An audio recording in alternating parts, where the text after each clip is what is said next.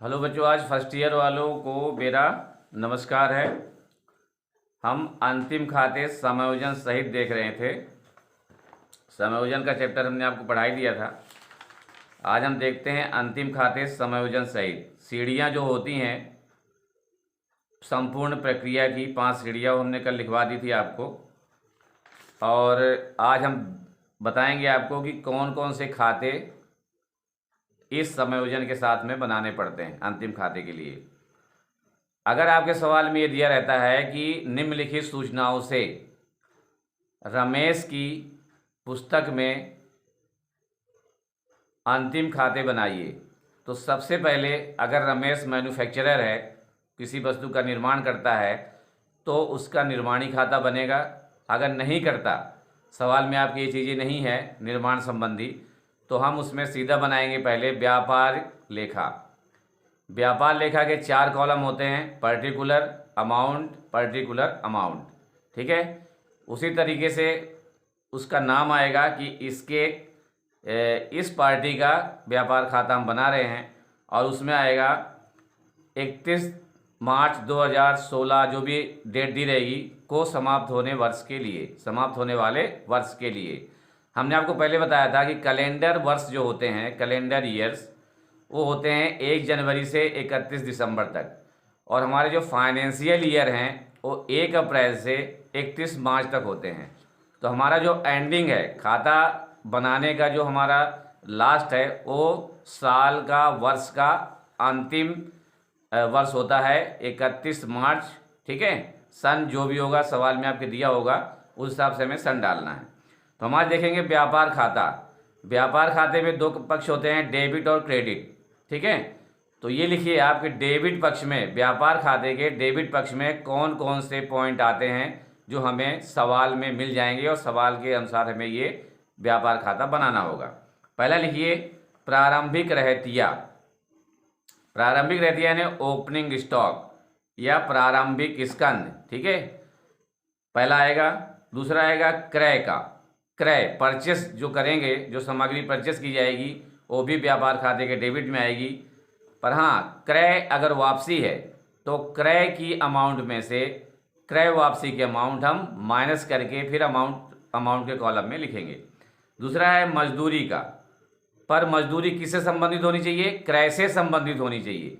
ये हमें ये पता चलना चाहिए, ये जो वेजेस है वो क्रय से संबंधित है, तब वो मजदूरी इसमें आएगी। गाड़ी भाड़ा जो होता है क्रय से संबंधित होना चाहिए, मटेरियल लाने से संबंधित होना चाहिए, तब वो व्यापार लेखे में आएगा। ईंधन भी उसी में लगता है, मैन्युफैक्चरर में। मोटिव पावर का, ये भी उसी में लगता है, निर्माण कार्य में। ऑक्ट्राय, ये भी माल लाने में लगता है। आयात कर, ये भी वही है माल लाने का। माल छुड़ाने का व्यय, हमारा मटेरियल आ गया है, उसको छुड़ाने के लिए कुछ खर्चा देना है, तो वो भी इसी में आएगा। डाक व्यय, माल खरीदने के लिए कोई डाक व्यय खर्च आ रहा है तो वो भी इसी में आएगा। प्रयोग किए गए स्टोर्स का, जो स्टोर्स का काम है, अगर क्रय संबंधित कुछ चीज़ें हैं उसमें रखी हुई हैं और उसमें कुछ खर्चा आ रहा है तो वो भी व्यापारिक खाते में आएगा। उत्पादन पर आधारित अधिकार शुल्क, जो रॉयल्टी लगेगी वो भी इसमें ही लिखा जाएगा, हमारे उत्पादन से संबंधित होना चाहिए। निर्माण व्यय कुछ लग रहा है तो भी व्यापार लेखे के डेबिट में आएगा। और उसके बाद में आएगी सकल लाभ। ठीक है, व्यापार लेखा हमेशा सकल लाभ दिखाता है डेबिट साइड में, और सकल हानि दिखाता है क्रेडिट साइड में। तो अब क्रेडिट साइड के पॉइंट्स देख लीजिए। बिक्री, सबसे पहले व्यापार लेखे के क्रेडिट साइड में आएगी बिक्री।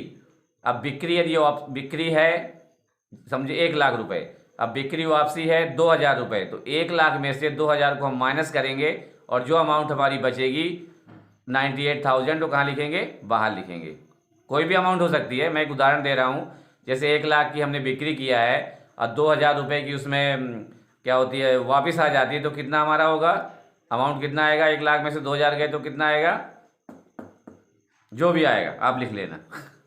ठीक है, उसके बाद बिक्री वापसी पर यह आंतरिक वापसी होनी चाहिए, ये बाह्य वापसी होनी चाहिए, आंतरिक इनवर्ड वापसी होनी चाहिए। ठीक है, फिर अंतिम रहतिया क्लोजिंग स्टॉक भी इसी में आएगा क्रेडिट साइड में।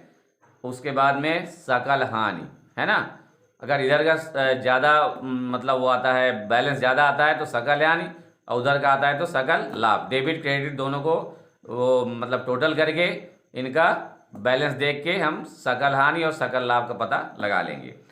अब हमारा दूसरा टॉपिक आता है लाभ हानि खाता। लाभ हानि खाता का मतलब होता है कि इस व्यवसाय से, जो व्यवसाय हम कर रहे हैं उसमें हमें क्या लाभ हो रहा है और कितनी हानि हो रही है। जो लाभ हानि खाता है वो हमेशा शुद्ध हानि शुद्ध लाभ दिखाता है। ठीक है, तो देख लीजिए इसमें क्या होता है। देखिए थोड़ा, व्यापारिक खाते में यदि हानि होती है तो इसे लाभ हानि खाते के डेबिट में लिखते हैं, और यदि लाभ होता है तो इसे लाभ हानि खाते के क्रेडिट में लिखा जाता है। ये नोट कर लीजिएगा। और एक चीज़ और है, व्यापार लेखे में हमेशा प्रत्यक्ष व्यय को भी लिखा जाता है। प्रत्यक्ष व्यय अगर आप जानते हो तो ये मध्य मैंने लिखा दिया है, प्रत्यक्ष व्यय सारे लिखा है मैंने जो डेबिट पक्ष में लिखे जाएंगे, और क्रेडिट के भी सब लिखा दिया है। इतने ही जो पॉइंट हैं वो आएंगे व्यापार लेखा में। ठीक है, अब लाभ हानि लेखा जो बनाते हैं हम उसमें सिर्फ लिखते हैं अप्रत्यक्ष व्यय। अप्रत्यक्ष पद में क्या आता है, मजदूरी आती है, वेतन आता है ना, कार्यालय व्यय आता है, बिक्री वितरण व्यय आता है। ये सब कुछ कहाँ आएगा, आपके लाभ हानि के डेबिट पक्ष में। ठीक है, तो ये लिख लीजिए थोड़ा सा ये भी। और ये इंग्लिश बता देता हूँ, इंग्लिश में लिख लीजिए। वहाँ लिखेंगे आप पहले फॉर्मेट बनाएंगे, पर्टिकुलर अमाउंट। ठीक है, ये आपका फॉर्मेट बन गया, प्रारूप बन गया। और वही लिखेंगे फॉर द ईयर एंडेड 31 मार्च 2016, 17, 18 जो भी होगा आपके क्वेश्चन में दिया रहेगा वो। ठीक है, प्रॉफिट एंड लॉस अकाउंट लिखेंगे, लाभ हानि लेखा।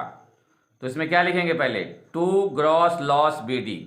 ठीक है, अगर हमको लॉस हुआ है, हानि हुई है व्यापार लेखे से, तो हम क्या लिखेंगे, टू ग्रॉस लॉस BD, मतलब सकल हानि ब्रॉड डाउन। BD का मतलब होता है ब्रॉड डाउन, CD का मतलब होता है कैरिड डाउन। ये दोनों चीज़ याद रखने, BD और CD। दूसरा है सैलरीज, वेतन और मजदूरी। सपोज वेतन और मजदूरी दिया है तो लाभ हानि खाते में आएगा। अगर मजदूरी और वेतन दिया होता तब ये कहाँ था, ये फिर व्यापार लेखे में आता, क्योंकि मजदूरी जो होती है वो क्रय से संबंधित होती है, उत्पादन से संबंधित होती है। ये चीज़ ध्यान रखिएगा। उसके बाद है हमारा रेंट, रेट्स एंड टैक्स, मतलब किराया, दर, कर, ये भी इसमें आएगा। स्टेशनरी व प्रिंटिंग, छपाई व स्टेशनरी, है ना, ये भी इसी में आएगा। डाक व्यय, तार, ये सब इसी में आएंगे। बीमा प्रीमियम, ये भी इसी में आएगा।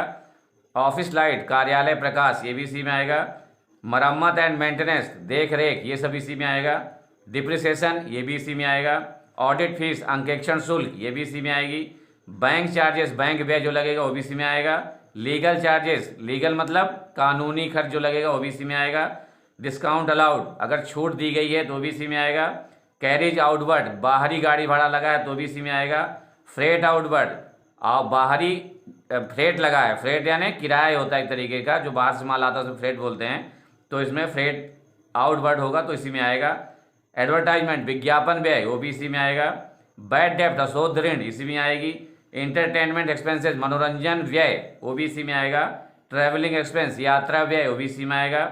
इंटरेस्ट ऑन लोन, कर्ज पर अगर ब्याज है तो भी इसी में आएगी। इंटरेस्ट ऑन कैपिटल, पूंजी पर ब्याज है तो भी इसी में आएगी। सेल्स प्रमोशन एक्सपेंसेस, विक्रय को बढ़ाने के लिए जो खर्च है वो भी इसी में आएगा।